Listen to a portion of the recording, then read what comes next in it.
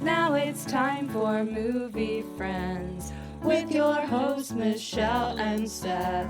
We're talking film without pretension. We're finding cats that are unexpected. We'll watch a movie, film, or schmovie, and we want you to join our journey. So subscribe and share this podcast, or this might just be the last of the Movie Friends. We're movie friends. We want to be your movie friends. Hey, welcome to Movie Friends. I'm here with my friend Michelle Rubenstein, who nicknamed my daughter after the Loch Ness Monster. And I'm here with my friend Seth Vargas, who is unusually well preserved. What is that scene anyway? Hey, listen, Michelle, you gotta welcome get back. Okay, I was going to comment on it, but yes, thank you. Thank you for having me back. It's like, no, Sure, this is yeah. part of my show. I can come back to it. Shout out to Jamila last week for Yes. filling in. She did such a good job. She did. And Thank you, Jamila. doing it with her last week made me realize like how many segments of the show there are. Yeah. I said, okay, all I need from you is X, Y, and Z, and A, B, and C, and JKL, The MNOP. whole alphabet. And I was like, oh, wow, there's actually kind of a lot, anyway. But yes, shout out to Jamila. Thank you so much for filling in for Michelle when you were on vacation. How was vacation? How was your trip? The trip was great. Aunt and I were in Iceland for the week. Did you walk across any big chasms with lava in the bottom? There's so many volcanoes, but we did a glacier hike. And so, like, the ice is just pretty much a layer of ash and ice and ash and ice. And then you can see the ash layers. And then we went into a glacier, which was Oh my God. insane. Insane. It was Wow. just, it was so great. What was the best thing you ate? The best thing I ate is between the pastry I had the first day, which was this giant vegan cinnabon with strawberry frosting. And then I also had a delicious rhubarb panna cotta for dessert. And, probably the more exciting person to talk to in terms of cuisine because he had fermented shark, he ate horse, he ate lots of lamb. Holy cow. Oh, he had Okay. langosine, which is like a Norwegian lobster. So he What? had the more exciting cuisine. I just, ate as I do, vegetarian. I want to ask you quickly about your Yeah. cat experience there. Oh my goodness. This show, we talk about cats as often as we can, which is not that often, but tell me about your cat thing. Cats are very much a part of Icelandic culture. The Vikings brought them over on their ships. And so they're just very well respected there and they're treated like royalty. And in downtown Reykjavik, there are cats everywhere and they go to and from the different shops. There's murals painted about these cats throughout the city. And so we went on a cat walking tour where we got to meet these shop cats. And then at the end, our tour guide brought us back to his house to meet his 3 children, in which we were in his little patio area and he opened the door and he called out his cats, which they were like, I don't know if we want to come out. But he just went in, scooped them up and plopped them in our arms. Amazing, right? And like he would pop into a store and be like, hey, is Lily in today? And they're like, oh, she just stepped out. And so the cats just go from store to store and they sleep on whatever product they want to sleep on. They do have owners, so these aren't like stray feral cats. But yeah, everybody looks out for the cats. I mean, good. I'm happy that you got to experience this and meet the famous Icelandic cats. So many cats. I'm like everyone's like, send me pictures of your trip, and I'm like, how do you want like 1,000 photos? I don't really know. Like Right. you and Krista actually were the only ones that I sent like full recaps of my trip. Oh, I'm honored. Yeah, and then you guys sent me your recaps. I felt it was a very mutual exchange of our weeks apart. But it's hard to like recap a trip. I know. As much as someone is interested and you're interested, you have to be there. And that's the whole thing about a trip. If we could experience it Right. We would just listen to travel blog Right. people and be like, oh, great. The whole thing about hearing about it is like you want to go. The difference with this is after you telling me about all this cat stuff, I'm like, oh, now I'll never go to Iceland No, you because have to go. because I'm so allergic to cats that I like know. everywhere I would go would be like catified and I'd be like sick the whole time. Yeah, no, I think you'd be fine. I think you'd be fine. I would like to just pretend to do a cat tour and just like have people like walk around with me and I'll go into a shop and be like, oh, is Lily here? And they're like, no, you just missed her. And I'll turn to everybody and be like, sorry guys. And then as we're walking down the street, we'll see a cat and I'll be like, oh, that's Feeny. Hey Feeny. Oh, Feeny ran away. Oh, well, anyway. On our You just tour, do it with no well, just absolutely. On our tour, we saw lie this. to people. You can. We saw this cat, and our tour guide was like, "Oh my gosh, guys, this is a bonus cat. I don't know who this cat is. I don't know this cat's name." And everybody around us was just stopped. You would literally think this was a famous person. We're all just taking pictures and filming Oh this my one cat. And God. every other cat that we met that wasn't in a store, we just went up to them and pet them, and they were open to having pets. So, if you love cats, Iceland's the place to go. Reykjavik is the place to be. I am happy for you. And I know it sounds like I'm making fun, but I It think is a that little bit. I can't take you seriously. no, I think that life is what you make it.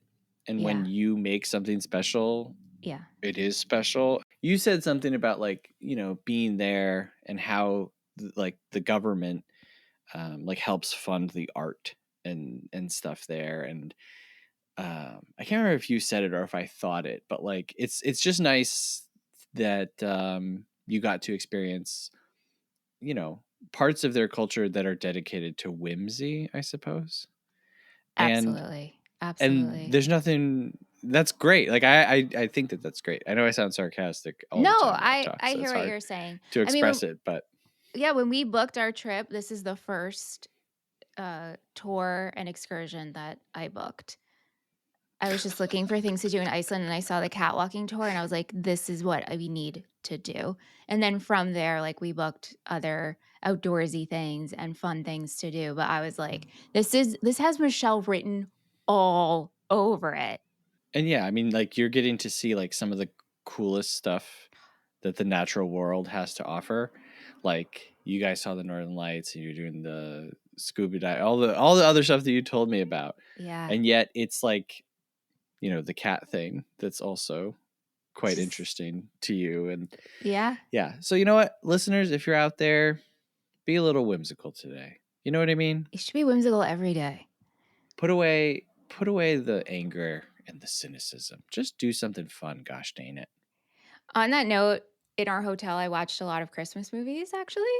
Just Okay. like Hallmarky Christmas movies that were playing, at night and when we were like getting ready and stuff. And I was just like, man, Seth and I need to write a Christmas movie. I want to write one with you so bad. That's And yeah. because they're so cheesy. Did you see my note? I think I made one update to our shared note when we were away, and I was like, we need to write a Christmas movie. I don't think I saw that, but yeah, that's Michelle and I are working on 1,000 things. Yes. maybe I think our Christmas movie is about 4 movies deep at this It point. is. It So is. yeah, It's buried, but that's okay. yeah, but it's forthcoming. Yeah. How are you? I'm so rude. You're like, Michelle, I'm how was your fine. trip? Blah, blah, blah. Michelle, no, no, no, no, I mean, I no. didn't do anything near as exciting, but I did do one cool thing while you were gone. I recorded with our friend and patron Dan on Yes. his favorite movie, I Love You Man. By the time this episode goes out, that episode will be available on our Patreon. It's part of our Super Amazing Film Club series. That's right, folks. Patreon.com/Movie Friends Podcast. And he has such a wild story about that movie, and I'm not even going to tell you what it is. Just yeah, so that was fun. That was fun watching that movie for the first time and then talking with Dan about it. Yeah, Dan was like a wrestler for Yeah. years, and he was telling Yep. me about wrestling. Yeah, that was a lot of fun. We also got an email. Email. All right, this email subject line is Team Mike. What? It says, Dear Movie Friends podcast hosts Michelle and Seth. That's us. That's a mouthful. Enough. Enough with the mic slander. Now, this email is referring to the last few episodes that we've done. We're finishing Twilight tonight, and I have just hated Mike so much.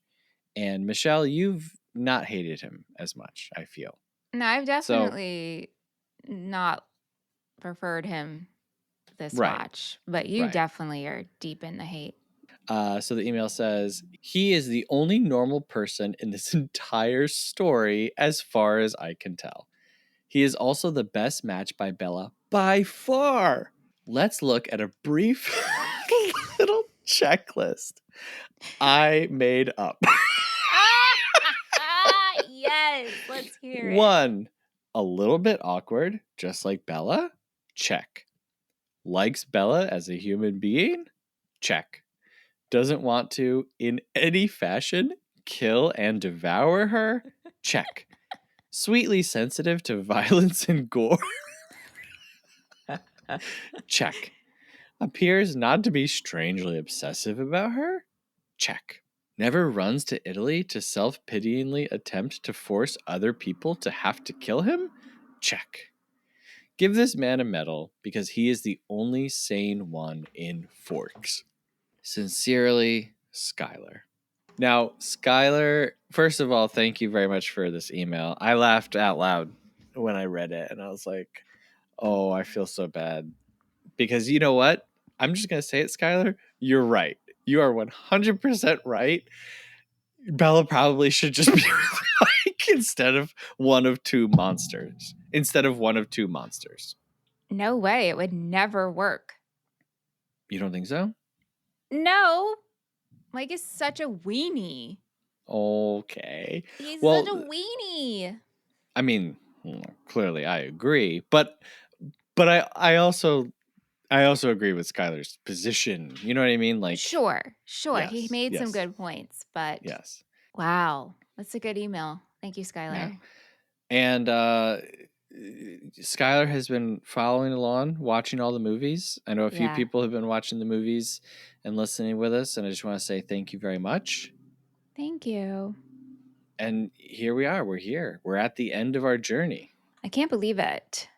You said, I think it was last week on your episode with Jamila, how not that you're tired of Twilight necessarily, but it kind of messes with your head because when you record an episode on one of the movies, then you're editing it, but then you have to get ready for the next one that you're going to record. So your head gets all uh, jumbled with all of the Twilightness. So, yeah.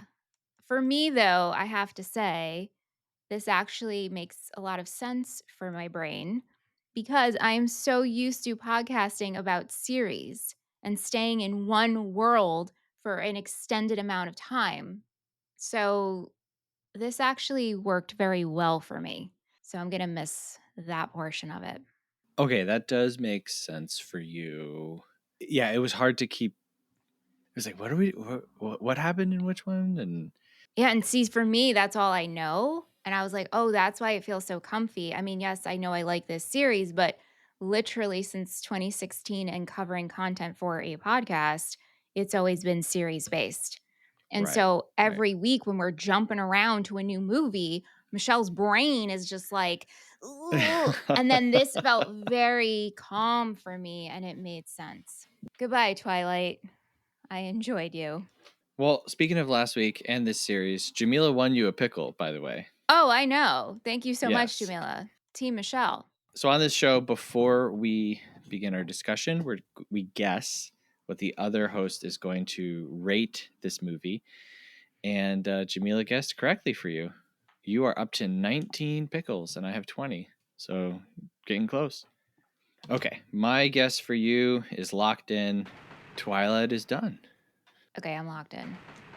So today we are talking about the Twilight Saga, Breaking Dawn Part 2 from 2012, directed by Bill Condon, written by Melissa Rosenberg and Bill Condon. Shout out to Melissa Rosenberg, just want to say. We've had different directors this whole series, but She wrote each one. That's right. Edited by Virginia Katz and Ian Slater. Cinematography by Guillermo Navarro. Composed by Carter Burwell. Costume design by Michael Wilkinson.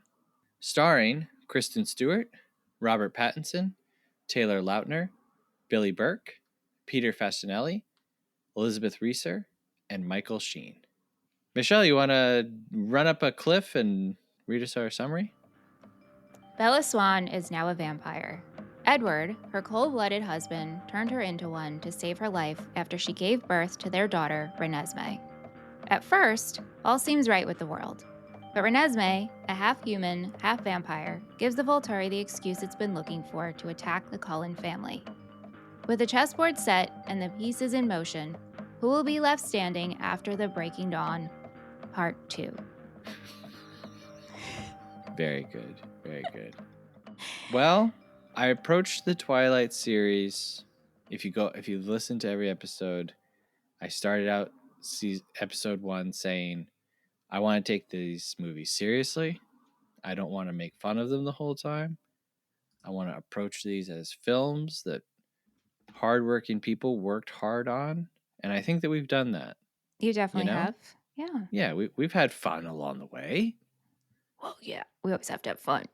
There was Fun friends here. There was some laughs, right? Yeah. Okay. Well, this is the worst one. I just got to tell you, this movie is really bad. So I just wanted to get that out of the way. This is the dumbest, stupidest Twilight movie. It is so bad. It's ridiculous. This one, I have no defense for this one. Now, having said that, there are still some good moments. Right. But overall, this is like they cranked up the action dial to 11 and it just does not fit. Like watching Bella Swan run around and do like spin kick moves. Edward at one point grabs her and like hurls her into Michael Sheen, and it's like I'm still laughing and kind of having a fun time, but the baby just every part of this. So I don't mean to unload this all on you, but like we haven't talked about this at all. You were on vacation, and I've just been dying to tell you, like, this is the worst Twilight movie by far. Yeah, I mean, I don't have a supporting case to argue against what you're saying. Mm-hmm. I will say, and I hope at the end of our discussion, I want us both to rank the movies. Okay. For ourselves.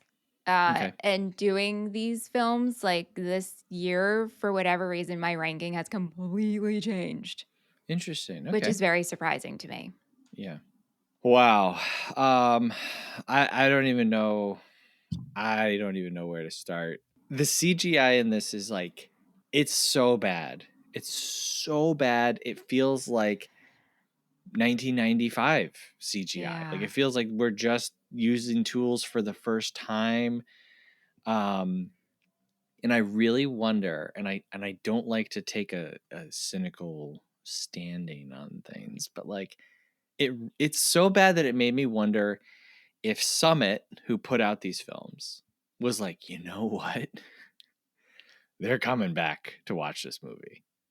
Yeah. Let's not spend that much and maximize our profits. That's right. That's how bad it is. Yeah. And, production wise, filming both movies back to back. So they would film some of Breaking Dawn Part 1 scenes in the morning, and then in the afternoon they would be filming Part 2. And so like that's a whole to keep obviously everyone was on track, but like to shift your mindset of, okay, I'm playing Bella like this versus like, okay, now we're doing the war fight scene. It's just oh God, I agree with you. The CGI is so bad. Everything just looks green screen. Everything is green screen. Yeah, and I didn't clock it as much in part 1 as part 2, that like every scene looked green screen. And last week, Jamila and I made note of like how Bella, she's like sick and she's getting thinner and thinner, and all of that was done with effects. Yeah. And I thought looked pretty good. Yeah. Mm-hmm. So what the heck happened? Yeah, I mean, the wolves look terrible in this one, in my I thought they opinion. were. I thought No, they were they look okay. better in New Moon than they do in Interesting. Very these, interesting. in my I opinion. read a little bit. Phil Tippett, legendary creature effects, practical effects, and then also digital effects head of Tippett Studios, also director of one of my favorite movies ever, Mad God, one of the most disturbing stop motion animation. I mean, just disturbing films I've ever seen. Mad God is outrageously dark and disturbing. He was talking about their process for like changing the wolves and how they looked, and how Bill Condon wanted them to look a little more rough around the edges, Mm-hmm. and not like neat and clean. And first off, I was just shocked that like Phil Tippett was the one behind the wolves in Breaking Dawn. So I don't know if that's what they were like aiming for and it didn't translate I don't know. well for you. It just looked more CGI to me. And Mm-hmm. then the whole big fight scene, like Mm-hmm. that just looks all so fake. And I understand, like, we're not going to put them out in a snowfield, but like some of the other fight scenes actually took place outside, and then we like Yeah. used CGI where we had to. Yeah. So, and then, there's no explanation really that I just will accept for the CGI baby. I understand she had to age, like she had to age So rapidly, but just use a freaking baby. And then they do end up using a baby, but they just CGI the baby's face. Did you see the original Chuck Esme, as they call her? The no. doll that was created to be the baby? It is Yes, I terrifying, have Seth. seen that. Yes. Okay. Yes, I have seen that. Yes. Sorry. I But thought like, that I hadn't, but as soon as you said that, yes. okay, so we're gonna do Chuck Esme, and I can't do that. So you know what? Forget a real baby. Let's just use we gotta CGI the baby's face. And if you see what the real baby looks like, it looks fine. The baby looks fine. Did you watch The Rehearsal with Nathan Fielder? Oh yeah, both seasons. Okay, well, remember how in season 1 they practiced like a baby living with a child and then like aging it up? Yeah. And they're like, for each age they had to have like 4 babies or something, and Yeah. just do that. Just Like, do that. I'm sorry, but like who is going to be sitting in the theater saying, Renesmee at age 2, she doesn't quite look like Renesmee at age 5. Maybe you would point that out, but you're definitely pointing this out. Like, this is such a mistake. Yeah. And it's all modeled to look after the age that she is at the battle. Right. So the baby has to look just like her. Why People though? change. Why? I don't know. I have no idea. It is insane. We can't even make it work like, oh, they were just being funny. This is supposed to be a joke and weird. No. No, it's not. No, this is supposed to be taken seriously. It's not supposed to be a joke at all. It's supposed to be. And, I did think about it and I was like, okay, Renesmee the baby has to look kind of like all knowing, you got to put the little baby hand on the face. Uh-huh. Yes. So I will give them early Renesmee, like when Bella first meets her. If that baby's CGI, okay, I would give them that. Let me ask you something. Sure. Could we just CGI a little hand? Absolutely. Or we puppet a little hand. You do a Even reverse, better. right? Even And a better. little hand. Just Look, like comes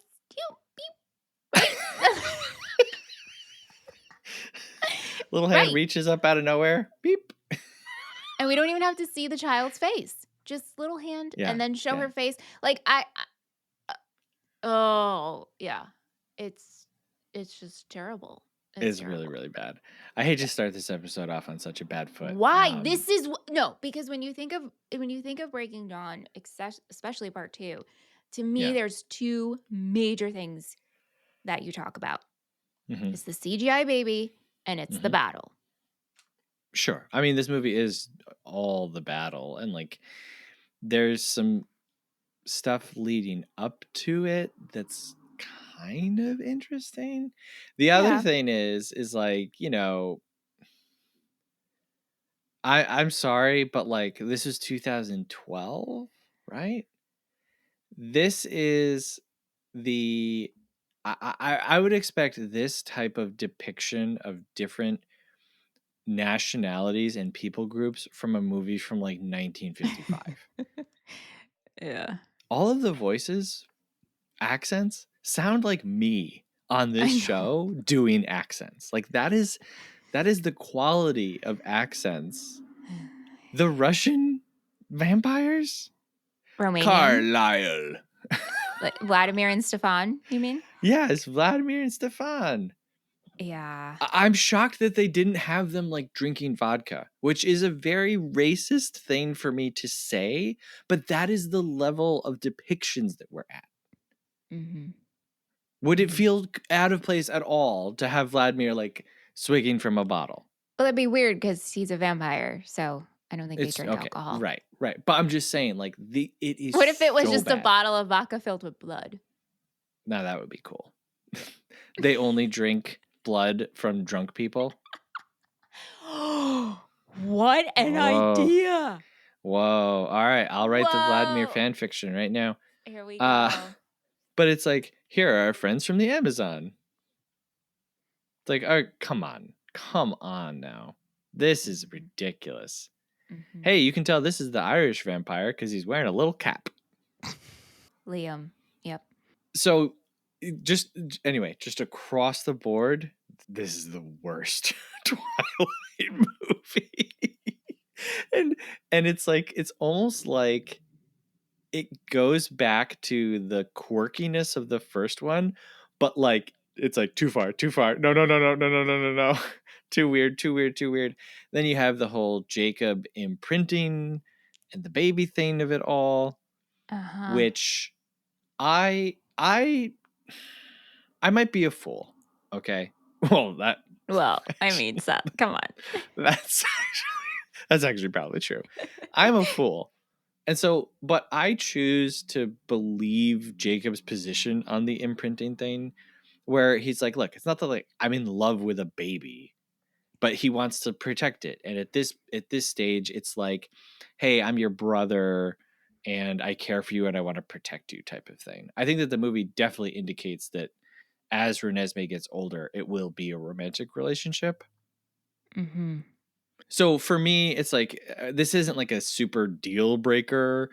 Yeah. But it's also like so close to the line of utter insanity Yeah. that I just choose to lump it in with the whole thing. Sure. Yeah. Yeah. But here's what I will say though. I still had fun watching it. It is fun to watch. Absolutely. Especially if you made it this far and you've been enjoying the story up Yeah. until this point. This is the Yeah. last one. Let's see how we wrap this up. So it it is fun to watch. And I just never would think that it would wrap up in this big. Now you read the books. Yeah. Do the books end in this big epic battle kind of a way? No, and that is what made the theater going experience so wild because that whole battle does not happen in the books. And so when Carlisle is decapitated, the theater, like, we lost our shit. I Like, can't what imagine. the heck is going on? Like, people walked out. We were screaming, like, and fixated. So your eyes are fixated because you're like, what the heck? And then Jasper's killed, and then, oh my God, when they kill Seth, like, it was Yeah. so emotional. And because Yeah. we didn't know what was going to happen, we thought maybe the ending was changing, like the end of the book. Like, Right. so I give props to Bill and Melissa choosing to go this route for a film adaptation. Like, give us something, because in the books, it's just they do meet, but it's just peaceful. Seriously? It's just peaceful. Like that, there's no battle. There's no battle in the books. And I haven't read the books in a very long time, and I've only Yeah. read them once, and so, you know, I'm sure something is discussed, or maybe the discussion gets a little heated. I really don't remember, and I was on Reddit, which has just been a delight to be on all the Reddit threads about Breaking Dawn Part 2 Mm-hmm. and reading everybody's opinions and thoughts about watching it for the first time compared to the book. But I will never forget that movie-going experience and seeing Carlisle decapitated like that, and how I Wow. felt. Like, I felt like my heart was ripped out. Wow. Yeah. Okay, well, you know what? I like this movie more now, actually. Yeah, and what else is crazy? This is a PG-13 rating, which is That's insane. crazy because we're killing babies. Like, we They have the literally throw a toddler. They Yes. toss a toddler into a fire. Yes, that's insane. And during the battle, it is so violent. But PG-13. I guess because there's no blood. Like, blood makes the difference. I guess so. I read, and I don't know if this is truth, but I guess there was talks of rating it R. I can't believe that, though, because why would they? I don't know. Like, you would lose audiences with that. Obviously, it didn't go that route. But, Well, like, of what's the rated R course. version? What's the rated R version? I truly don't like, ratings are so, it feels so arbitrary. It feels so stupid. You can have a movie that has no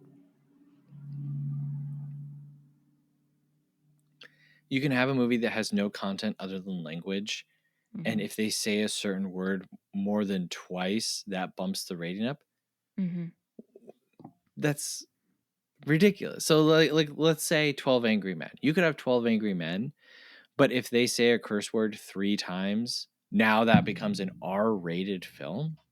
Yeah. But And then you can also, have this with sex scenes and so many decapitation. I mean, dogs biting people's heads and going like "Arr!" what I come back to, it's monsters. They're not real people, right? So is Right. that the guideline? These aren't people killing people. It's Oh, vampire killing vampire. It's monster all right. killing So then dog. Like, I want to make a movie that's Texas Chainsaw Massacre, but with minions, and I'm gonna dissect minions and show their guts and be like, it's okay, it's PG-13. okay, These yeah, are not real. Okay. it's not a actual person. It's not a human I'm being. just throwing a baby minion into a fire. I liked that scene though. Like that Oh yeah, I that was good. I like the setup of this movie, which is this idea of the immortal children, Yeah. and occasionally throughout time vampires would turn children, but children aren't mature enough to handle their bloodlust, and they say like, oh, if a child had a tantrum it would kill a whole village. That makes perfect sense to me. Mm-hmm. And so one of the cardinal sins that the Volturi helps to snuff out are immortal children. Irina from 3 Mountains Away spies Renesmee, thinks that the Cullens have turned a child.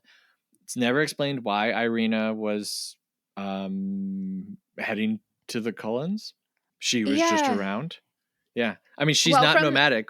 We know where her coven is because that's the first place that they go and visit, right? I wonder if that's explained in the books and I'm forgetting. But, she attended the wedding and then she's like, I can't do this. And Right. apparently she was in love with Laurent and, like, Right. he died because of y'all. So I can't do Right. this. So she's become nomadic. It's almost like she left the coven because she can't deal. Maybe that yeah. Yeah. So she goes and tattles on the Cullens. It's like, come on. Come on, man. Then, this sets the Volturi. And so now the race is on for the Volturi to gather their forces that will stand against the Cullens, who are like everyone's favorite coven because they're just nice, cool people, whatever. And then the Cullens are in a race against time to get enough witnesses to stand with them against the Volturi. I like that. I like that idea. But then it becomes this like world tour of stereotypes. Why did it have to be that way? Like, Yeah. what a weird way of doing it. And even if in the book it's like these people came from Russia, we got a few people from Ireland, a few people came from France. You can interpret that in a movie so many different ways, and they chose to do it this way. It's like I was waiting for the New Yorkers to show up and be like, "Oi, oh boy, yeah, we here from New York. We brought our baseball bats." You know what I mean? Yeah. Yeah. It's crazy. Part of our new cast of characters is Garrett, played by Lee Pace. How'd you feel about Garrett? I mean, okay, again, I've seen this movie before. And so everything you're saying, I absolutely agree with, but I've accepted it. And so it's not that I've accepted it, but this watching it again, it's not like, oh my God, I'm very much offended. It's like, oh God, here it is. This is what, yes, Breaking Dawn Part 2 did.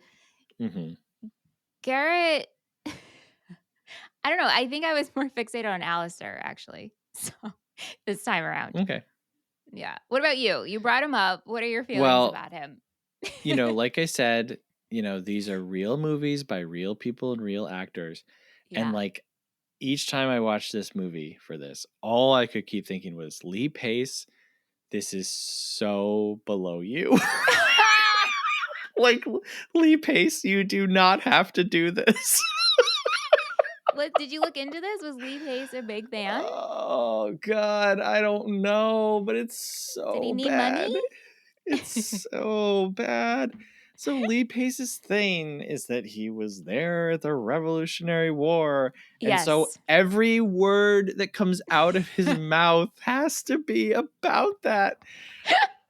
Oh my God. Like, he goes to kill a guy and he said, he's singing a song and he's like, I hated the first British invasion and the second one. And it's like, can you imagine you, Michelle, are, walking down, it's nighttime, you're walking through Port Jeff on a summer night and you're singing, I don't know, Here Comes the Sun or something, and a vampire chokes you and is talking about like British music, and you're like, wait, am I gonna die? Are you gonna kill me? Like, I'm sorry, wait, what's happening? And then you die, and like that's the last thing that happens. Oh my God. I hated this so much. But Lee Pace, I mean, I don't know. I like him, but Yeah. oh God, I hated this character. I hated it. Oh, and that's how all of these characters feel. It just feels like I am my stereotype. I am the one thing you know about me and nothing else. Oh, Well, my I mean, how God. could we give them anything else in terms of more than a personality than these little traits? Because we're introducing like 18 other vampires 18 other in one vampires. film, and we're focusing on our main players here. We can't give everybody that much. No, Unfortunately. it's a bad idea to try to Yeah. wrap up everyone's storylines. I mean, Yeah. think about like Charlie and Sue barely get any time. Like Charlie Swan is dating Charlie. the mother of Seth and Leah, and it's just never explored, never really talked about. Yeah. That's major. Like, that's a major, major thing. And it's just, we don't have time for that. Right. So, yeah, I mean, look, you and I we're not film directors, but I can't help but like rewrite this whole movie. Like, I feel like you can still do all of this. And, God, you mentioned Alistair. The last of Carlisle's friends. What is his deal? He's just like, I can't be bothered, but also I want to support you, but also like don't. And he does not come back for the final battle, right? No. So guess what? Get him out of here! Why is Alistair in this movie? He's just to like see the vast amount of people, like 1+1 that Carlisle can recruit. I got nothing for you, Seth. I don't have it. Like, look, if Alistair came back in the battle and was like part of the turning of the tide, right? Yep. Okay. Makes sense.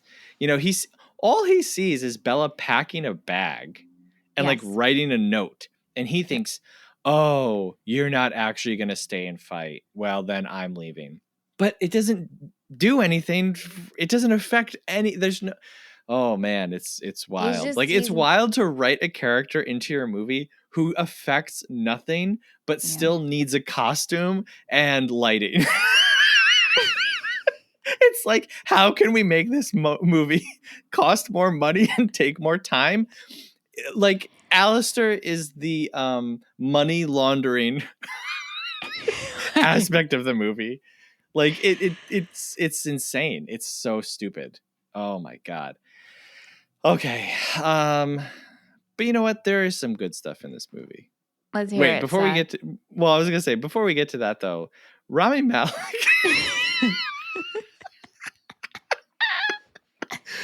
Rami Malek, depending on who you are, is either like a good actor or like the most evil person.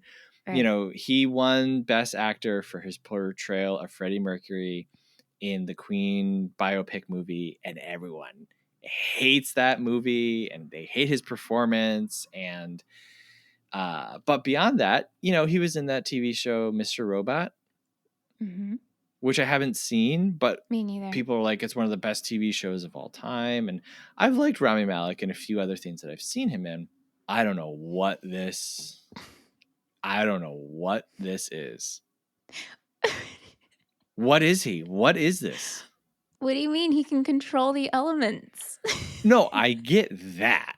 Why is he so, like, is he a Renesmee? He's walking around. He's like, oh, such and such doesn't introduce me to his friends.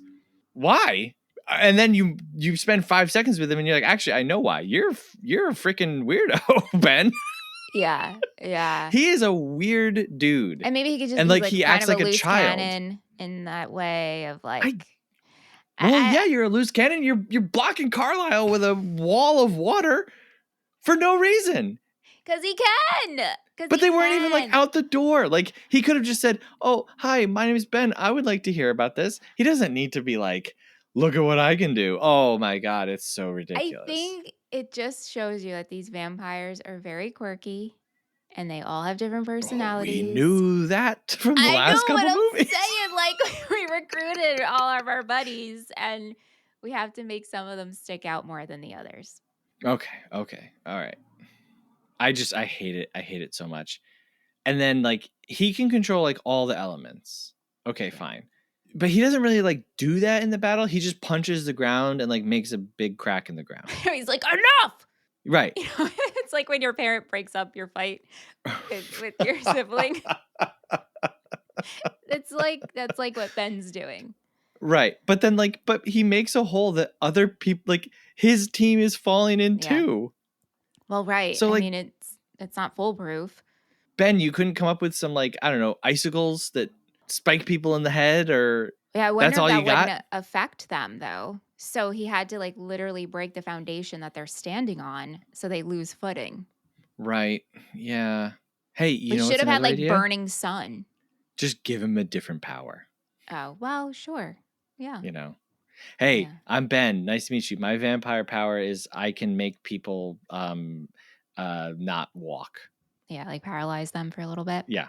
Boom. Okay, cool. Ben, valuable team member. Yeah, maybe it doesn't inflict pain because like Jane can inflict pain, so Ben can just like pause you. Right. And okay, Jane is just so useless in this last battle. She can inflict debilitating pain and she utilizes it twice. Like, if I were Jane, I'd be like the sniper. I'd be like off on the side, like pain, pain, pain, pain, pain, pain, pain, pain, pain, pain.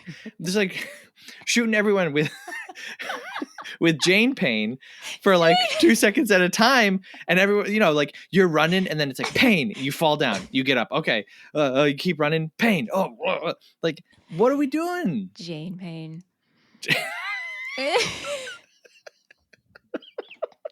Okay, let's go back to the beginning. Bella's a vampire. And the first thing Edward is like, let's go hunting. Well, we have to control your thirst. Like, you cannot go meet our child. You're going to eat it. We got to get this under wraps here. So Right, yeah. we got to hunt. It's so bad. It looks horrible. Because Kristen Stewart just running. I know, because I like the idea and seeing her evolution, and I understand of showing the heightened senses and who we are now. But it's just like CGI, run, CGI. Run. It's just. I like the very beginning when she's like she notices the dust, she notices condensation, like she hears things. Yep. When she's running in the woods, she sees a spider. Like, yeah, that's cool. Those all work, but her like running and jumping when she jumps off this mountain, it's like, what are you, like half a mile up? Like, they catch scent of a free climber who gets a scratch, and Bella just goes nuts. And she's like, I'm going to kill this guy. And Edward just stops her by being like, hey, don't do that. And she's like, okay, you're right. Seems like Bella has her thirst under control, like pretty much immediately. She's really strong. She's really strong. And I like that. I like that she's like Bella 2.0. Yeah. She's useful. She's very useful in the final battle. Yes. Yeah. Tell me about the mountain lion, catching a mountain lion in midair. That's impressive.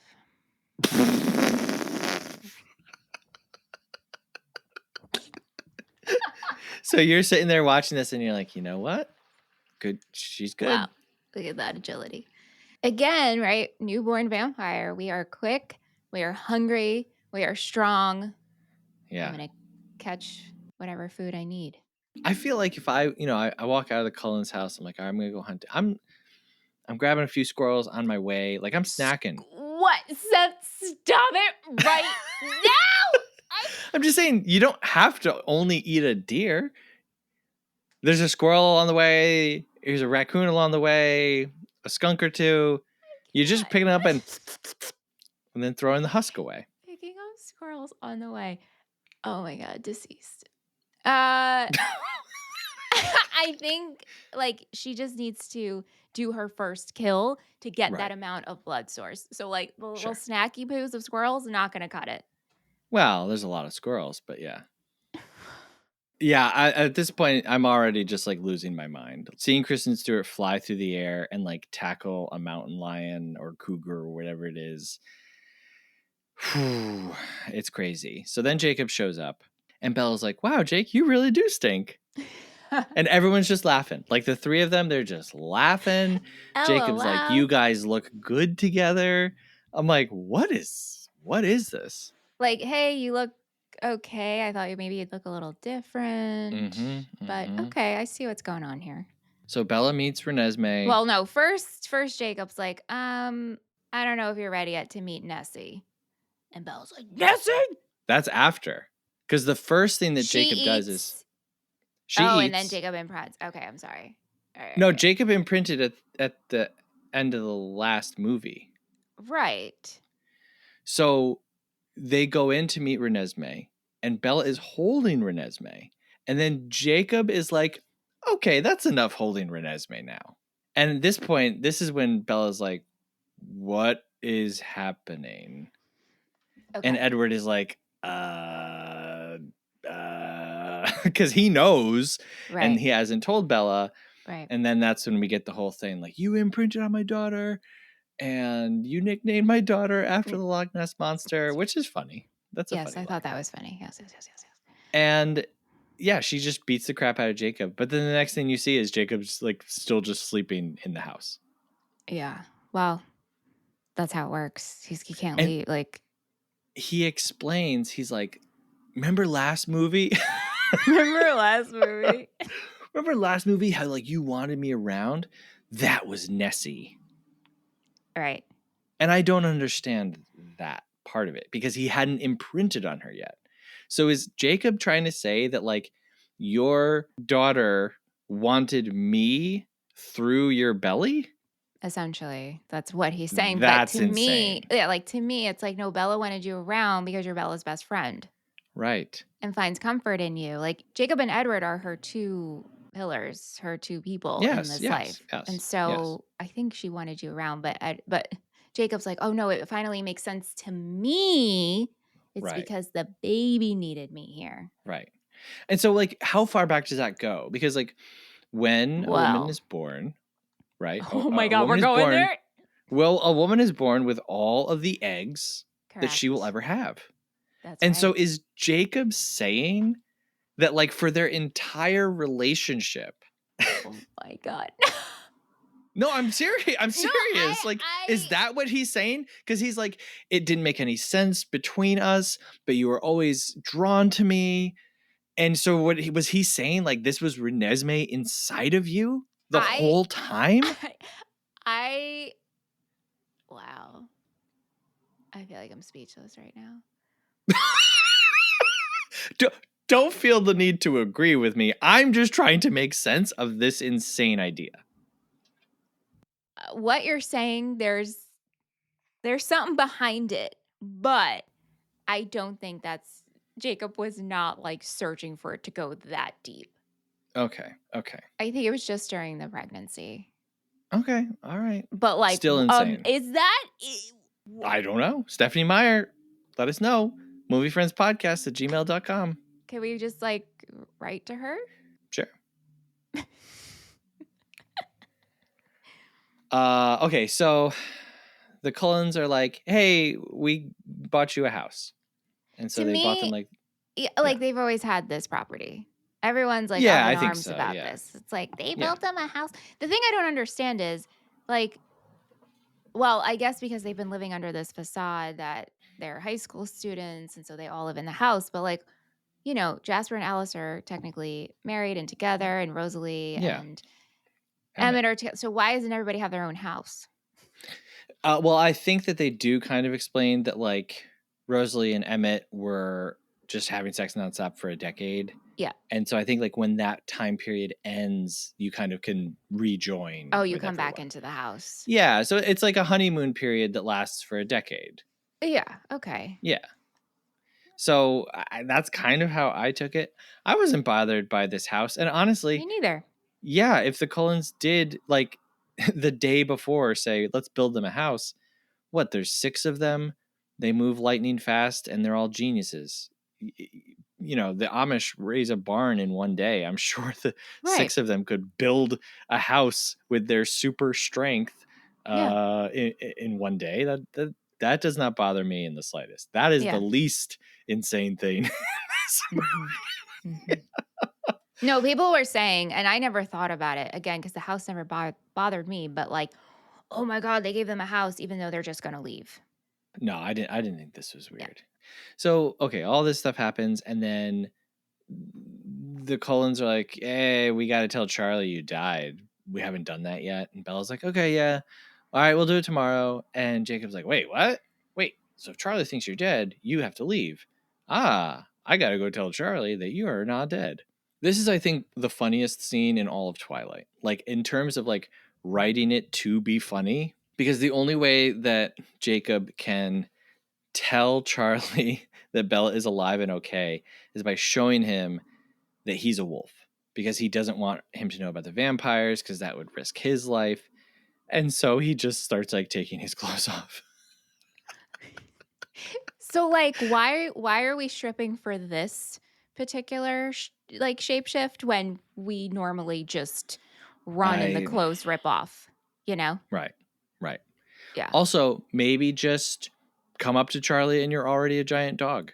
You know what I mean? And Charlie's like, wow, a giant dog. And then you morph back into Jacob and say, hey, Charlie, sorry, I'm naked. But yeah. Instead, he starts off with, you don't live in the world you think you do. To which Charlie replies, Jacob, put your clothes on. Yeah.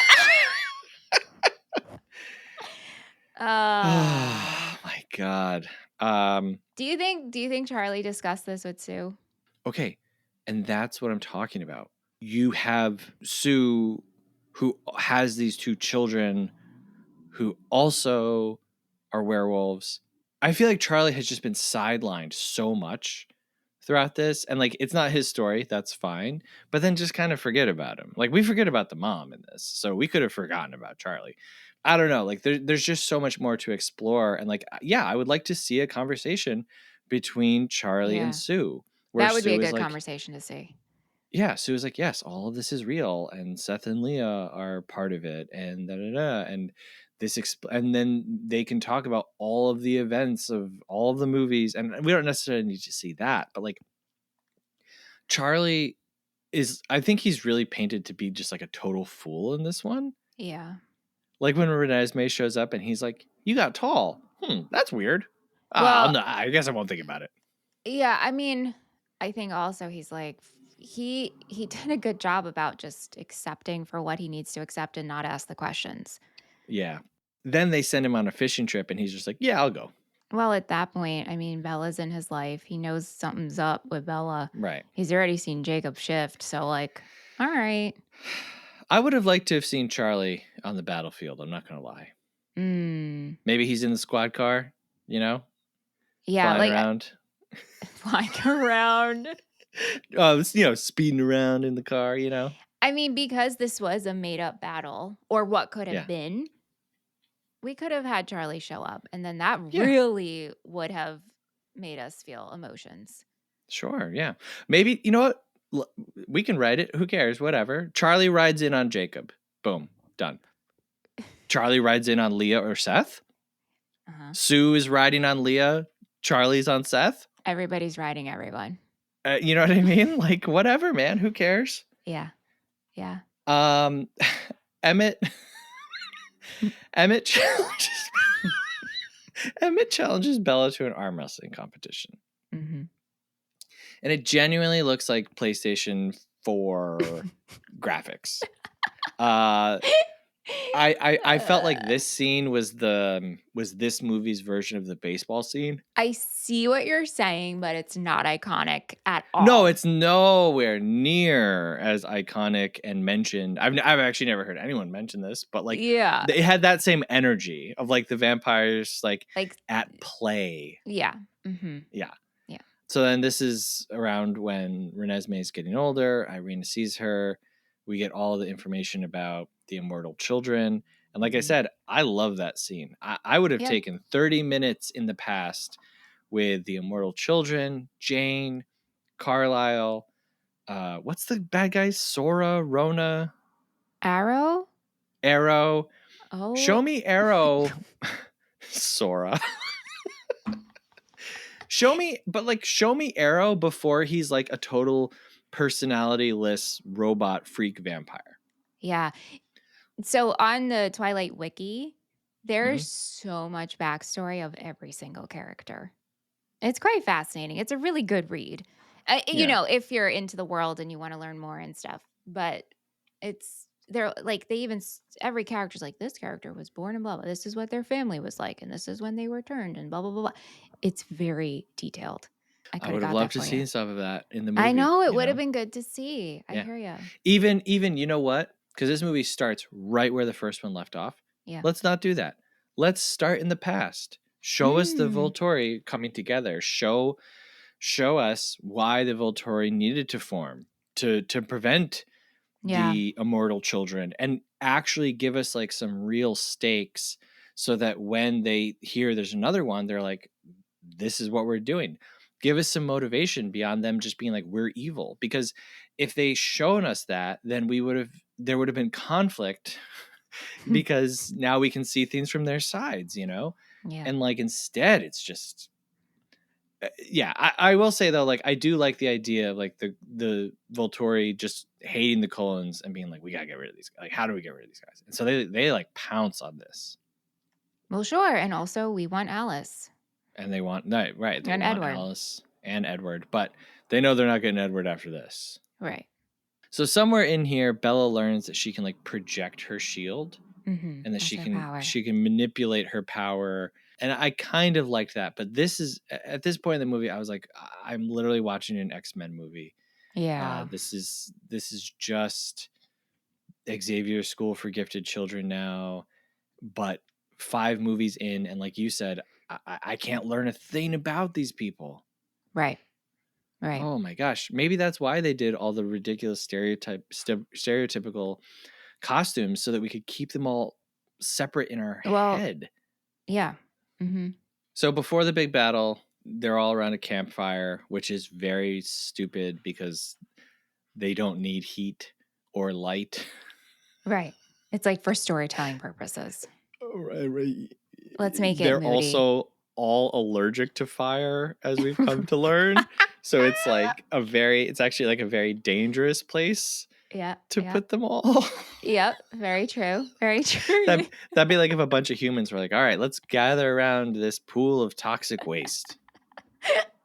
Good point. Good point. But there's a nice moment where Edward and Carlisle are talking, and Edward says, I never thanked you for this extraordinary life. I liked that. I thought that was good. Yeah, that was a good scene. It's a good exchange. Yeah, look at that. We're an hour 10 into this episode, and I found the We first thing that I reached liked. a positive moment. The happy of Twilight Breaking Dawn Part 2. And then, we get to the big battle. Well, wait. And before we get to the big battle, Alice and Jasper take off. Yes. And Alice leaves Bella a note that she knows only she will find. And it's an address to Jenks. J. Jenks. J. Jenks. And it's to meet with Jenks, who's been working with Jasper for years. And essentially, he will set you up with any kind of document you need. And so he sets up documents, passports for Renesmee and Jacob to leave, because this is the only way at this time that they will be safe and they need to escape the battle. What did you think? We meet J. Jenks.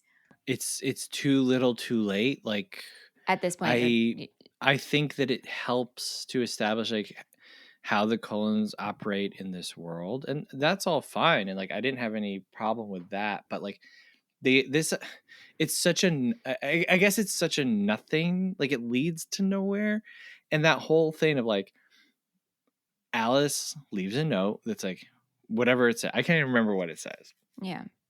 But it's like, we're leaving, right?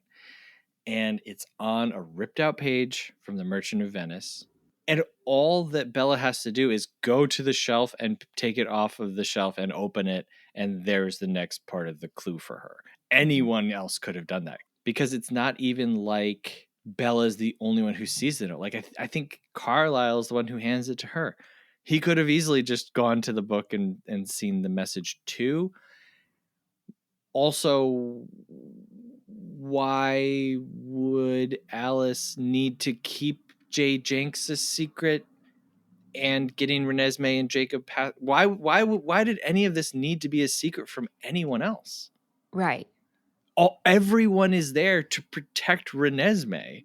Right. So if Alice and Jasper are like, hey, Cullen family who we've lived with for centuries, we got a package with J. Jenks to get these kids out of here in case we need to. You know what I mean? Everyone would be like, great plan, Alice. Thanks for not abandoning us. Yeah. It just comes to nothing. Like, and then in the end, it turns out that all Alice and Jasper were doing was going to get more witnesses, which is what everyone is doing. But specific witnesses. Who cares? Well, one that like, oh, hey, this person is just like Renesmee. But why does that need to be a secret from anyone? I don't know, Seth. Again, like, I have nothing for you. It's so stupid.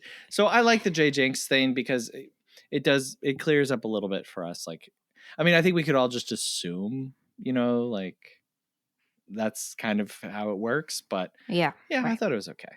It just goes nowhere, because then Jacob and Renesmee are just at the battle. They are. So. Yep. I know. That passport's going to do them if they get their heads ripped off. Right. Well, what was the plan? Run to the airport? Jacob's going to be naked. I hope Renesmee has some stretchy shorts in that that backpack of hers. the backpack had clothes for Jacob too. But I mean, Yeah, Renesmee had to be there because at first they want to try right, to, you know, prove to Arrow and the Volturi like she's harmless. right. But again, if it goes south, all that stuff is going to mean nothing. I don't understand. And then Alice can see the future. And so she could clearly see up until that point of Arrow's decision, because that's the mind that she's been following. And Yeah. Mm-hmm. it's all just a waste. It's all just a waste because these two movies are stretched out. Yeah. It should have been one movie. It should have been one movie. Yeah. Yeah. So we get to the big battle. I liked, Carlisle and Arrow's Arrow. Mm-hmm. I almost said Arlo. One day you'll get it. I liked their exchange. Like it's like everything's very high pressure, high stakes, and it's like chess. It really does feel Yeah. like chess. We're picking specific pieces and people to pair together. It's like who's going to kind of show their hand first, who's going to make a mistake first. Irina dies because They kill Irina, and she's the Yeah. only one who doesn't come back because she dies for right. real. She dies for real because she had to go since she was mistaken. Mm-hmm. I don't know why that was like a capital punishment. Like she Yeah. didn't lie. She didn't lie. She was just wrong. She was just wrong. Oh, she can't be trusted. But also, like I'm just coming up with like she can't be trusted. Also, the Volturi, they're crooked. Well, true. We came all this way. We're not going to kill anyone. We're mad. We could do whatever we want. So when they kill Irina, her sisters kind of like start to lose it. Yeah. And then the Cullen side, they like hold her back, and they hold them back, and they're like, this is what they want. This is what they want. Okay. All that settles. And then Arrow gives this speech about the known and the unknown. And, eventually these people are going to come for us. And so if we don't fight today, we're going to have to fight later. So the battle starts with him and Carlisle like running at each other, jumping in the air.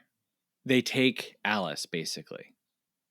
Like it's like, all right, we're taking Alice, and we're also probably going to kill the rest of these people. And so when they start to take Alice away, Jasper's like, nope, like unhand her. That's my family. They run at each other, and Arrow rips his head off. Mm-hmm. And it is so insane. But I love it. I love it. You know me. I love stakes in movies. I love when things actually happen and matter. I know. You're always talking about that. This is a really good part of the movie. This is like the saving grace of the movie. It might not go anywhere, but the whole sequence, at least it's entertaining. It does. I don't feel that like, oh, it didn't mean anything, because it was the immediate future should Arrow not change his mind. Right. So to me, like that did kind of happen. Yeah. And it's just cool vampire magic that Mm-hmm. it doesn't have to, right? Mm-hmm. Robert Pattinson's face when he sees Carlisle's head, it's great. I mean, like all of the Cullens are like, oh, like we're all gonna die now because we're gonna kill you for killing Carlisle. Like Carlisle is the only person, I guess him and Esme, who've like never done anything bad to anyone in the whole movie. Mm-hmm. So for them to like kill him first and like in that horrible way, it's crazy. Yeah. I don't know. I don't think that this fight is like incredible just because of all the CGI. There's cool moments throughout that keep happening. Seth gets killed. Jasper dies. We get Jane dying. We get the two other Volturi dudes, blonde guy and big guy. They're just happy to go finally. Well, the one tall guy. That's my favorite part of the whole battle. Yeah. I can't remember who's running at him, but it's two of the Cullen guys, and he just gives up. Like he like puts his arms out for them to rip off, and he just says finally. And it's like, oh man, yeah. Like I would be that guy, by the way. Totally. I'd be like, yeah, I am ready to die, please. I'm tired of killing other vampires that are ready to die. Like I just want to be done. Yeah. Somewhere in there, Ben cracks the earth. Everything's falling apart. But the Cullens kind of have the upper hand like the whole time. Yeah. Like, Well, yes, different people are kind of dying here and there, but it's not like oh no, we're just overwhelmed and then yeah, like the numbers are dwindling. Mm-hmm. right. No, like Mm-hmm. they're kind of kicking butt the whole time. Yeah. And then it's Bella and Edward versus Arrow. And I made fun of it earlier, but like I kind of like it that they're fighting him together. Tag teaming. It's just it's tag teaming, but again, it's like kind of like too little, too late because this hasn't been the movies. This isn't what these movies are about. What do you mean? Don't you think Well, it's been Bella and Edward against the world? But not doing gymnastic fighting. Well, Bella hasn't been a vampire forever. Like her human form, she was incredibly clumsy. It'd be funny if she was still incredibly clumsy. That would be funny. Tripping everywhere. Tripping. She runs and trips in the snow. So they behead Arrow, and then we see it's all just a premonition from Alice. She brings out 2 people from the Takuna tribe in Brazil, and he's like, I'm 150 years old. I can eat fish and blood. And everyone's like, wow. I cause no harm and I come in peace. Mm-hmm. Yep. And that's kind of it. The Volturi fly away, run away. Really really fast. We're not gonna fight today. We're not gonna fight today. Mm-hmm. Well, it ends. Bella and Edward are in their meadow. Yeah. Bella's like, hey, come here. Let me show you something. And then she shares her memories with him, which is like, whoa, how did you do that? And she's like, I've been practicing. Right. And so, okay, so what can you tell me, like, what do you think she's doing at that moment? I think she's showing him how much she loves him. Like, you haven't been able to read my thoughts or come into my mind. I have full control over this now. And so I am going to allow you to take a peek into what you have meant to me. Right. Okay, yeah, that's kind of what I thought too. Was like, so her And that power is what it is that she can like negate other powers, and so she practices turning that off, and so Edward can read her mind. Well, she can also like, right, like I can control what you will see from me or what I want to show you. Yeah. Yeah. Mm-hmm. I loved this. Like, I gotta tell you. Yeah, because you saw footage from the older movies that were better. You're like, ooh, goody. I just thought, like, it's a romantic idea, and Yeah. it's an idea that ties everything together because Bella was interesting to Edward, not just because she smelled so good, but because she was the one person whose mind he couldn't read. Mm-hmm. And so it comes to the end, and I felt like it tied everything up kind of nicely. And then, yes, we do get this montage of all of the movies. And then she says, nobody's ever loved anyone as much as I love you. And he says there's one exception, which is obviously him saying he loves her. Mm-hmm. And then it's over. And then we launch into... well, wait, are you going into the end credits? Yeah. Because we do get a line where it's like, all is going to be well. And we get the vision from Alice that Renesmee and Jacob will end up together, which seems romantically. And then Jacob says to Edward, should I start calling you daddy? Right. And then, well, he says dad. He doesn't say daddy. Oh, dad. Okay. Well, either There's way, a big difference. I hate it. I don't like it. It's I think we could have done without that line. It's like the nail in the coffin because right. Like I said, I take it as Jacob is like, look, I'm not in love with this baby and this child, right? Yes. And then he says that, and it's like, Jacob, what? You are. You are. You're a liar. You know what I mean? Yes, I do. And leave it as it was. We could just use our imaginations. I just don't want to hear it. It's insane. It's horrible. Yeah. Okay, go ahead. And by the way, just because Jacob imprinted on Renesmee does not mean that Renesmee imprinted on Jacob. I just want to throw that out there. And in that moment, absolutely. And in that moment, Edward could have just looked at Jacob and been like, and ripped his head off and been like, well, that's over. Yeah. Anyway, So we go into, again, bringing back, PS4 graphics, menu credits, and we just see everyone. I am shocked that the teacher from the first movie did not get one of these. No love for Mr. Molina. The motorcycle guy where Bella gets on his bike in the second movie. I'm surprised we didn't get one from him. Right. Jay Jenks gets one. Jay Jenks gets one. Yep. We just met Jay Jenks. Hey, listen. He's an ally to the Cullens, so. Okay, but here's what I will say. Mm-hmm. This part still makes me somewhat emotional because I love this song. Really? 1,000 Years, Christina Perri. Yeah. You don't love this song? I mean, to me, it's just, I just associate it with Twilight. So anytime I hear it, I'm just thinking of Edward and Bella. Sure. So I'm just very neutral on it. I love this song. Is this your new ringtone? Are you blasting it on repeat? I did just get a new ringtone, by the way. Wow.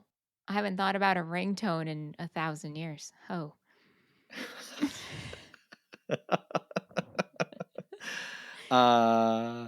But yeah, I love this song so much. So like I'll watch anything over it. And to be honest with you, if watching all these movies just meant that I got to hear this song in context, it's all worth it.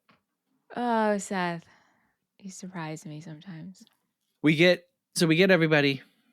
And then when we get to the big three, we take a little bit more time. And I don't know. Like I like this. I think it's good. I think it's a fitting. It's a good send off. Yeah, it's a good send off for the whole series, on top of just the worst movie in the whole series. Yeah. Do you have anything else from the movie? I don't, but two things I read while I was on Reddit threads. Threads? How do you all say it? Is it? I can't. A Reddit? I thought it was just a Reddit. A Reddit. Okay. Whatever. Some book facts for you. Okay. Stephanie Meyer explains that while female vampires can't get pregnant because it requires a bodily change, male vampires can still father children because their sperm is actually venom that carries their genetic data. What? Mm-hmm. Mm-hmm.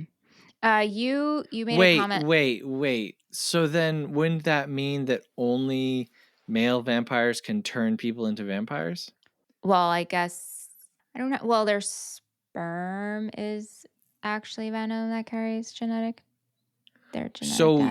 So this whole time when they've been saying my venom, it's sperm coming up through their I think that's teeth? just when male vampires ejaculate, it's just their venom. I don't know. I don't, like, females have venom too. Well, actually, now that I think about it, that doesn't make any sense. The human body, because that would mean that a human woman could become pregnant by venom. No, by vampire venom. I mean, that's how Bella got pregnant. She was a human who got pregnant by venom sperm. But it still has to be sperm. The human body isn't going to be like, oh, whoa, this is different. Like, well, maybe there still has to be the two components. No, because I was wondering, I'm like, okay. And I know I've wondered this before, but like, they're dead. Nothing is moving inside of them. How are they able to ejaculate? How is their sperm? What is the sperm? And it's just venom. It's venom, right? That's fine. I'm fine with venom coming out of wherever. Okay, if venom comes out of wherever. But what I'm saying is that if it is a different fluid, the human body would not just magically make a baby with that. A baby comes from here we go. A single sperm cell. 101. A single sperm cell attaching Seth has itself his hands up right now to show me to an egg how cell. it works. That's how it works. An egg cell. If you just pump Mountain Dew into an egg cell, it's not going to be like, whoa, I'll make a baby this time. But you know what? It has to be that thing. And so if what you're saying is that venom contains sperm. I am not saying, I am just repeating what I read on the internet. I'm mad. Well, I think you're going to be even more mad. This explanation is so much worse than anything that I could have thought of. last episode, you said to Jamila that you hope you hear and learn about Emmett's backstory. Yes. Okay. Which we don't. We don't, but Emmett was mauled by a black bear in 1935, and he was rescued by Rosalie, and Rosalie brought him to Carlisle, and Carlisle changed him.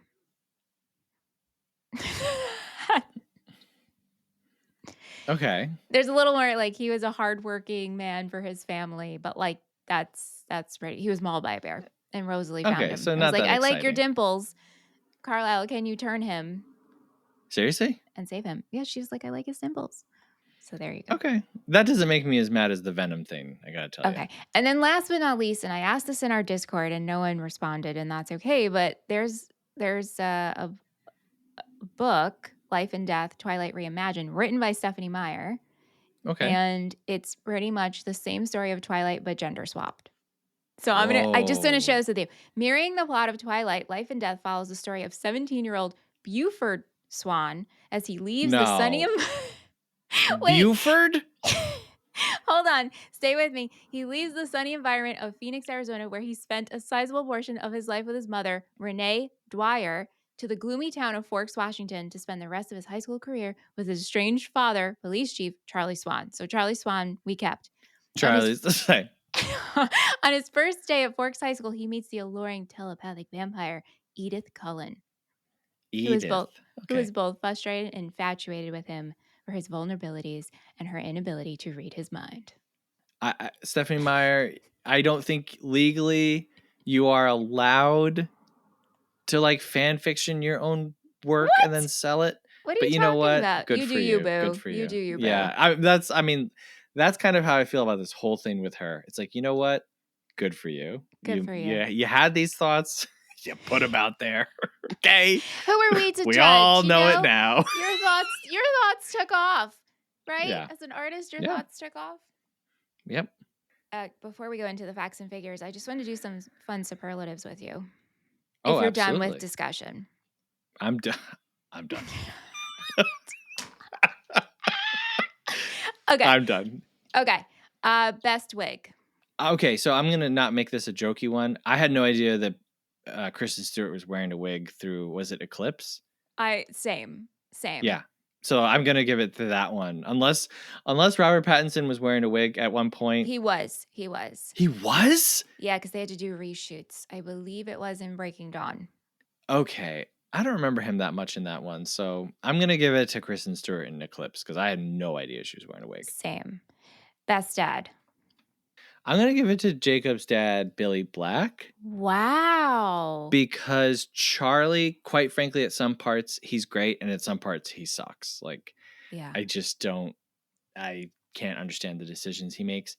Edward is a bad dad because, like I said, he should have just ripped Jacob's head off right then and there. And Carlisle just... That's so tough. Carlisle is, I mean, you know, as much as I've said mean things about him, like he is a pretty good guy, but I think just overall, never done nothing wrong. I'm giving it to Billy Black. Okay. Most forgettable. Esme. They and it's nothing against her, but they just don't give her anything to do in these movies. And it sucks because she seems nice. She seems, you know, I think the most memorable thing we get from her is we made Italiano. And I'm going to give sandwiches to the wolves. Yeah, I'm giving sandwiches. So, yeah, unfortunately, it's Esme. Most likely to direct a movie? Alice. Mm-hmm. Okay. The next two are not really like superlatives. I'm just curious. But what do you think is the best movie of the series? And then I want you to rank them. For you. You personally, not... Well, okay, wait. Are we doing best director? We could do best director. I was like debating. I didn't know if you wanted to do that because is it like... Best director, Catherine Hardwicke. Like, I'm sorry, her movie is goofy, but her and her team, they pulled this movie into life. They set the foundation, and whether people copied it or moved away from it, and most people moved away from it, I have to give Catherine, like, having seen all of them now, you have to give her props for like making this movie happen. Yeah. Best movie. If you're listening to this, I'm sorry. I think overall best movie I would give to Eclipse. Uh-huh. After that, it would probably be Breaking Dawn, and then Twilight, and then these two. You mean New Moon? What did I say? You said Breaking Dawn as Yes, two. yes. So like, and this is me talking like as far as technical or whatever. it would No. probably I want the be, Seth. I want Seth's hearts rating. Twilight, Eclipse, New Moon. These ones. And these ones you're lumping 1 and 2 together. You're not. It's one movie. It didn't deserve to be two. They double dipped. They made a ton of money. Yes. But they should not have. It Yeah. kills this story. Yeah. Yeah. Yeah. I pretty much agree with you. And what has been like so interesting for me is New Moon has always been my favorite. And then after this month, I'm like, oh, wait a minute. Eclipse is now my favorite. Yeah. And I truly think we are the only two people who really feel that. I don't know why Eclipse gets so much hate. I have no idea why. It's the best movie out of all of them. And even though to me, like Twilight, the first one is so special. But my personal rating is Eclipse, New Moon, Twilight, and then I guess Breaking Dawn Part 1 and then 2. And then 2, yeah. Yeah. Well, we all learned a lot about Eclipse this month. We sure did. And again, when I saw them in theaters when it came out, I always told people like, "Oh my god, just watch this series because like they get so good." And it's like technically yes, and like the actors are more comfortable, but like I don't know, my perspective has changed. You're like, I mean, it's a mountain. It goes up and then it goes down. It's a peak. We peak. That's so it's a good way to visualize that. Which sucks because if they had made Breaking Dawn Part 1 one movie and we cut out just so much of this nonsense, I feel like this would have been pretty great. It's hard though because the book is so large, so they're trying to cover a lot that's the problem, right? Trying But to then stick they to don't the book. cover. I know. They just stretch stuff out. Stephanie, They stretch out a 50-minute honeymoon. Come on. Anyway. Yeah. All right, so this movie was made for 120 million, and like I said last week, the budget is a little tough because they shot these concurrently. The box office though made $848 million. This movie almost made $1 billion worldwide. Yeah. And Twilight overall made over 3 billion, I think. Something like that. Crazy. This movie has 49 on Rotten Tomatoes, 2.9 on Letterboxd, 52 on Metacritic. This is not in the Criterion Collection nor the National Registry. Ebert gave this 2.5. And you know what? I say it every week. Go and read his review and tell me that it is not the voice of a person who is trying so hard to pretend like they don't like the movie. Wow. It's so funny reading all of his reviews in a row, and then he lands on this one and he's kind of like, yeah, it's just like the vampire thing and I don't really care for these and but like looking at all of his rating, it's like, Ebert, you had fun over these 5 years. All right, let's get into our happies and crappies. It's time for happies and crappies. Happies and crappies. It's time for happies and crappies.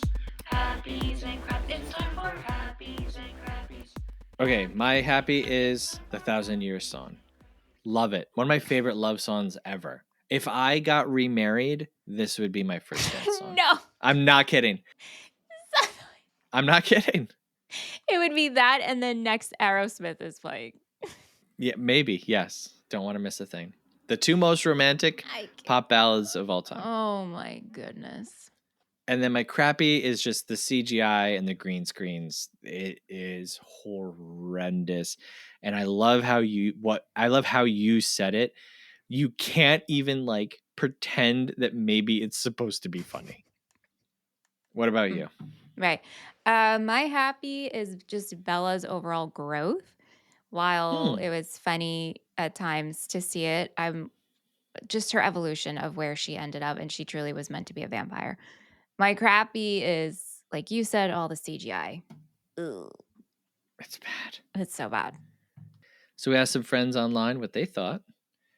Sean Shank at Tyler_Burnham Hello. And I know Sean also was rewatching the movies and following along. Yes. He says, do you think Bella and Edward's relationship is a healthy one? Why or why not? What about their relationship do you think speaks to so many people? So let's tackle the first one first. Is their relationship a healthy one? For me, I'm going to say no. It's a romantic one. It's not a healthy one. Agreed. Yeah. And then what about their relationship do you think speaks to so many people?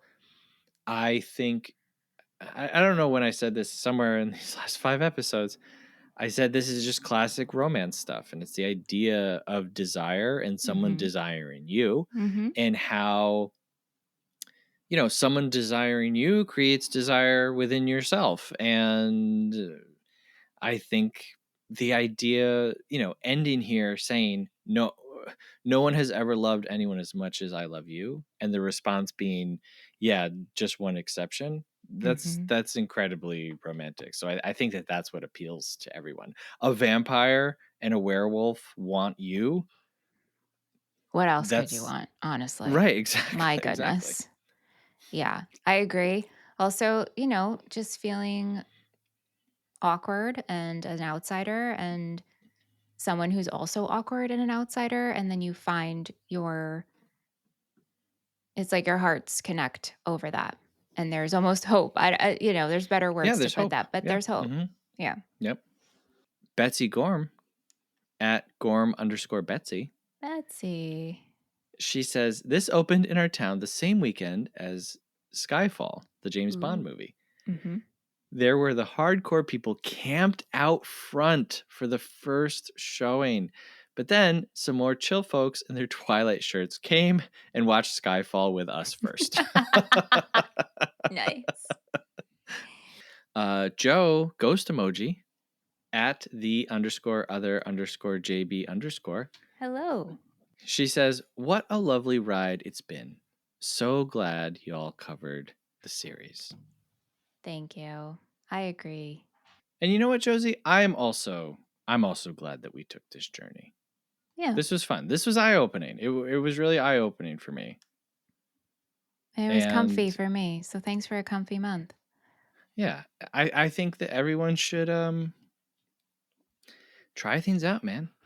If there's been a movie series that you thought you wouldn't like, watch 5 of them and you never know. Michelle is going to get really into Hellraiser now. That's what's next. No. So there's some people that we do know. Now we go to a segment of the show where we hear from people that we don't know. It's called Half Star, 3-Star, 5-Star.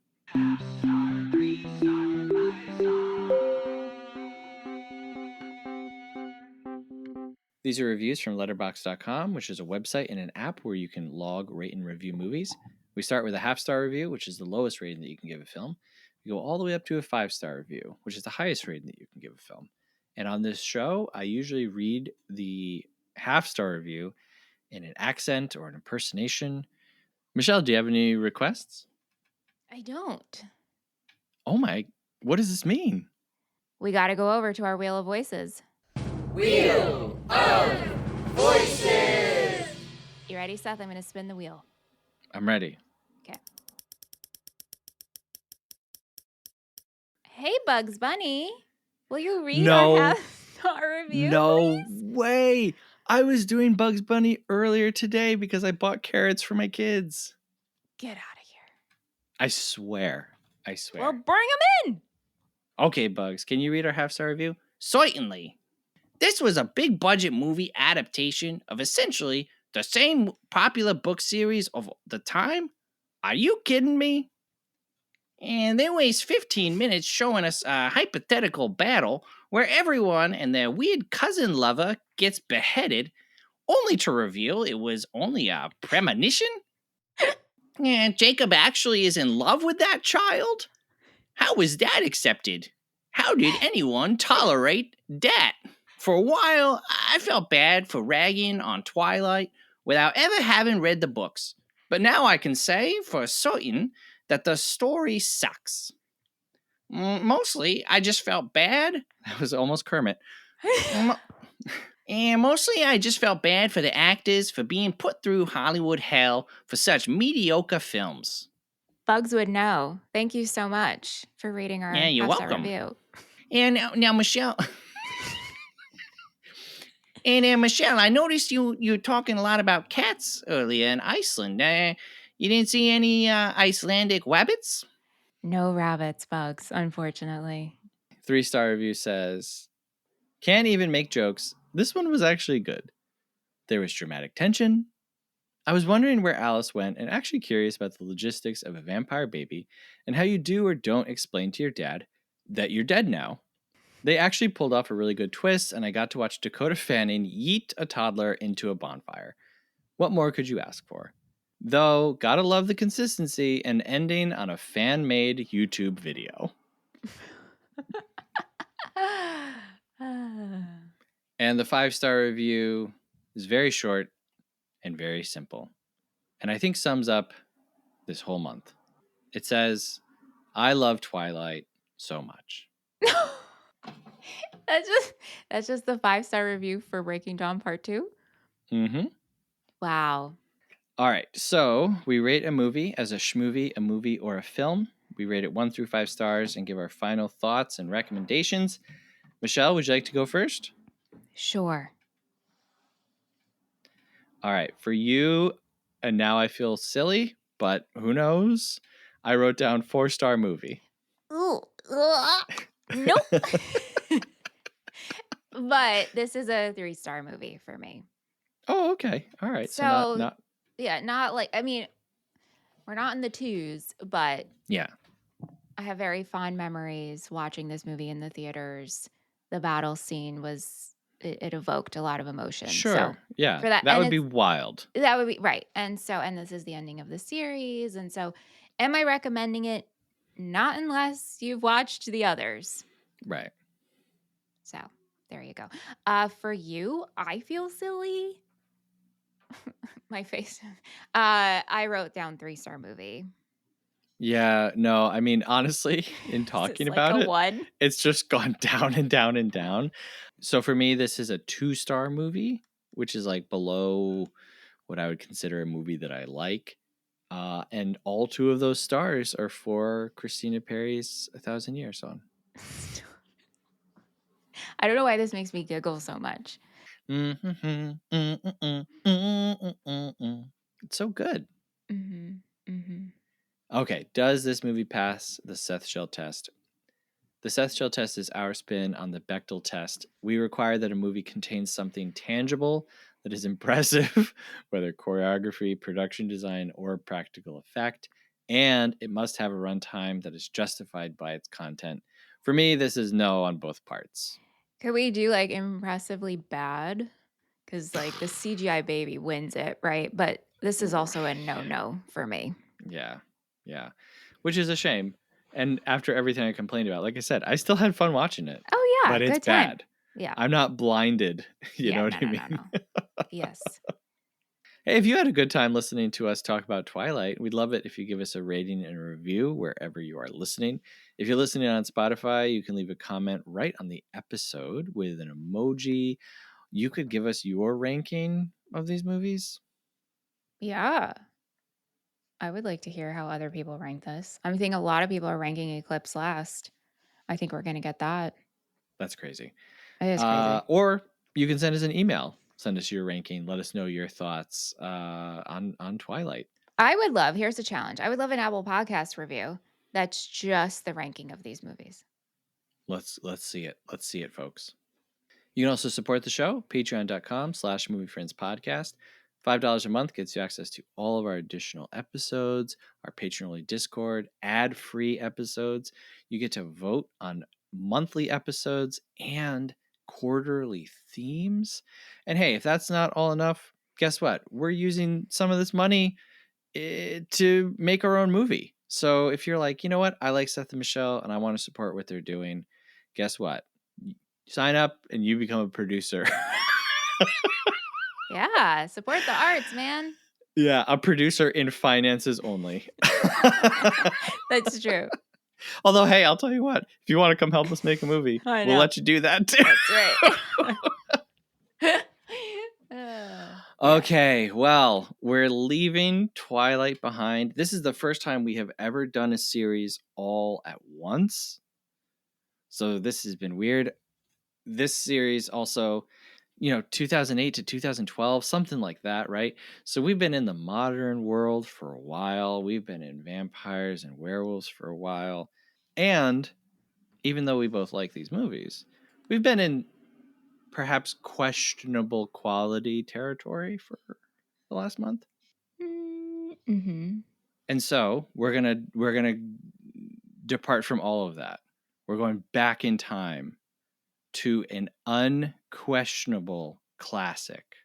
Also led by a young woman. There's also some death. There's some magical creatures. There's dreams. Have I introed this long enough? I'm waiting to see how far we'll go. I think we should not. I think we just don't tell them, and then they have to guess from that. Oh, okay. Anyway, next week we are finally 200 something episodes in. We are finally talking about the great American fairy tale, The Wizard of Oz from 1939. This is directed by Victor Fleming. 102 minutes, and it is currently streaming on HBO. Michelle, have you seen this movie? I have. We'll leave it at that. That's right. Yeah, November's theme, I'm still like trying to find the exact way of saying it, but we're gonna be focusing on, I think as close as we can narrow it down right now, is female-led films from the last century. Yeah. But anyway, we're kicking it off with The Wizard of Oz. Yeah. And I'm excited. I gotta tell you, I'm excited. Not that I'm like, oh, I'm ready to be done with Twilight, but like being in this mindset for so long, like I'm ready to move on to something else and kind of sink. And there's so much to sink your teeth into with The Wizard of Oz. Oh, I know. And you know what? We will finally get down to whether or not this is a good movie. The Wizard of Oz? We'll be able to definitively, after like the almost movie's 100 been years. waiting for our stamp of approval. The Yeah. movie Friends approved. What would be or disapproved? Well, we come back next week. The Wizard of Oz sucks. You heard it here. Yeah, you heard it here, folks. Well, hey, thanks, Michelle. Thank you, Seth. Thank you for doing Twilight. Yes, thank you for doing Twilight with me. This was great fun. I really enjoyed doing this. Yeah. And hey, thank you for listening. And remember, folks, I've never thanked you for this extraordinary life. Until next time, when we're talking about The Wizard of Oz, thank you for listening. Have a good one. Movie Friends is produced by Seth Vargas and Michelle Rubenstein. Theme music by Jean Marie Vargas. Visit us at our website, moviefriendspodcast.com, and please subscribe and rate our show wherever you are listening. You can support Movie Friends at patreon.com/moviefriendspodcast. Thanks for listening.